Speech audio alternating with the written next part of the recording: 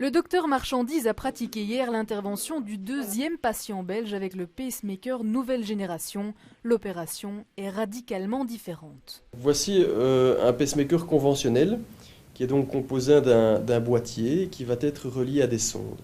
L'implantation se déroule comme ceci, donc on fait une incision en dessous de la clavicule, c'est une cicatrice d'environ 2 ou 3 cm de long, dans lequel on va venir glisser ce petit boîtier, et cette sonde va être implantée via un cathétérisme au niveau de la veine jugulaire, et cette sonde sera alors implantée au niveau du ventricule droit.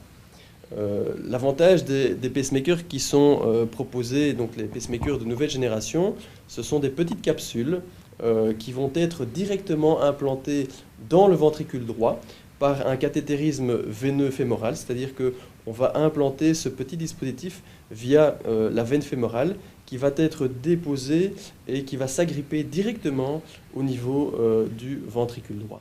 Chaque année, 10 000 patients ont besoin de l'implantation d'un stimulateur cardiaque, utile lorsque votre cœur bat trop lentement.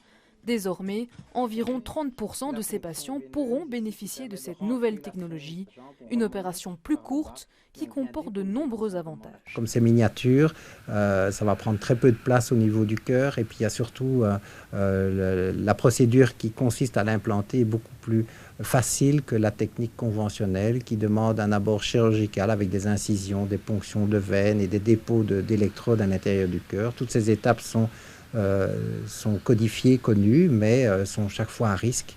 Ici, vous avez une petite capsule qui peut être juste larguée au niveau du ventricule droit. Depuis le début de l'utilisation des pacemakers dans les années 60, la taille de l'appareil n'a cessé d'évoluer. Le nouveau modèle est, lui, une révolution. Il est 10 fois plus petit que les anciennes générations. Seul inconvénient, le prix, 7 000 € pour le nouvel appareil contre 3 000 € pour l'ancienne génération. Un coût non remboursé par l'INAMI et qui est actuellement pris en charge par les hôpitaux.